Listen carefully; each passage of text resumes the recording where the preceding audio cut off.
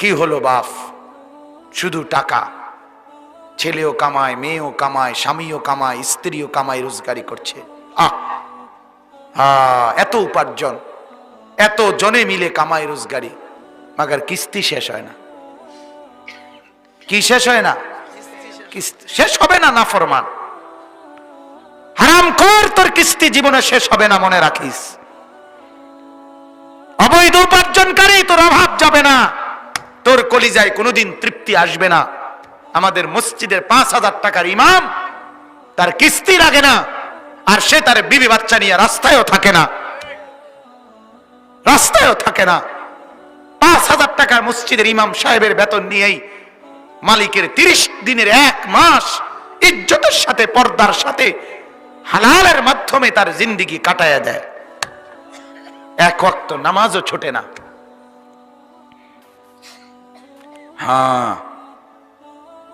এজন্য আমার বাপ এটা ফিকির করেন, নিজেদের ছেলে, নিজেদের মেয়ে,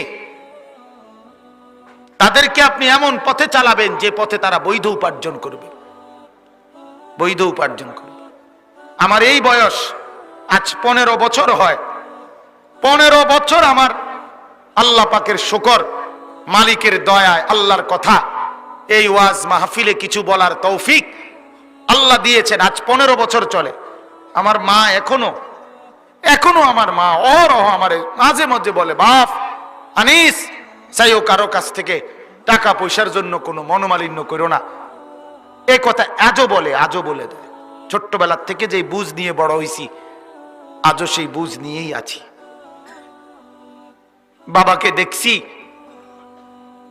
বাবাকে দেখছি অভাবের সংসারে।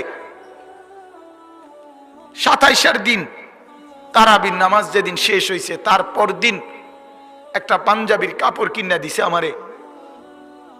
ঈদের দিনও সকালবেলা, আমি ঈদের দিন, আজ ঈদ ফজরের নামাজ পড়ে আমি টেইলারের দোকানে দাঁড়ায় ছিলাম। আমার পাঞ্জাবিটা তখনও সেলাই হয় নাই। আমি ঈদের নামাজে যাব কিভাবে? আমি সেই অভাবের সংসারে বড় হয়েছি। তারপরও কোনোদিন বাপ অবৈধ রোজগারের পিছনে যায় না। এক মসজিদের ইমামতি করছে 43 বছর। আব্বা এক মসজিদে নামাজ পড়াইছে, এক মসজিদে 43 বছর এক মসজিদের ইমাম ছিল। আমার বাপ, এটা বোঝা উচিত নিজের সন্তানকে